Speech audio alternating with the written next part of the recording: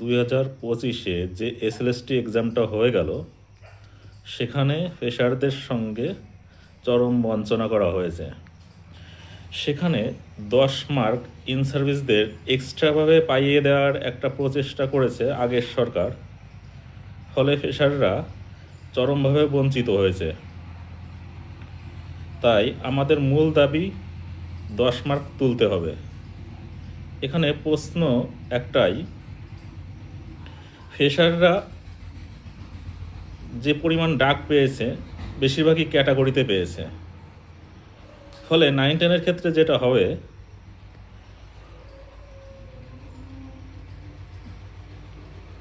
Merit list যখন final merit list বার হবে, বেশিরভাগই ফ্রেশার ওয়েটিং লিস্টে চলে যাবে। ফলে ফ্রেশাররা এখানে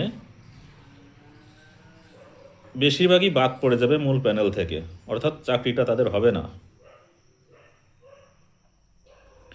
এবং 11-12-এর ক্ষেত্রে আমরা যদি দেখি, সেখানে 80%-এর উপরে ইন সার্ভিস এমপ্যানেলড হয়েছে এবং সেখানেও ফ্রেশারদের বঞ্চিত করা হয়েছে। বিশেষ করে জেনারেল প্রার্থী কেউ সেখানে ডাক পায়নি।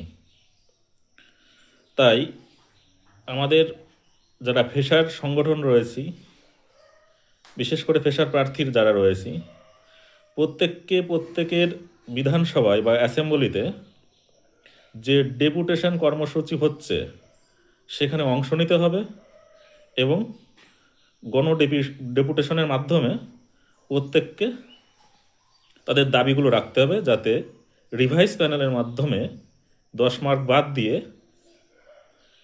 নিয়োগটা সম্পূর্ণ করা যায় এবং আর্টিকেল 14টাকে সঠিকভাবে এখানে অ্যাপ্লাই করা যায়, যাতে সবার সমান সুযোগ সুবিধা থাকে।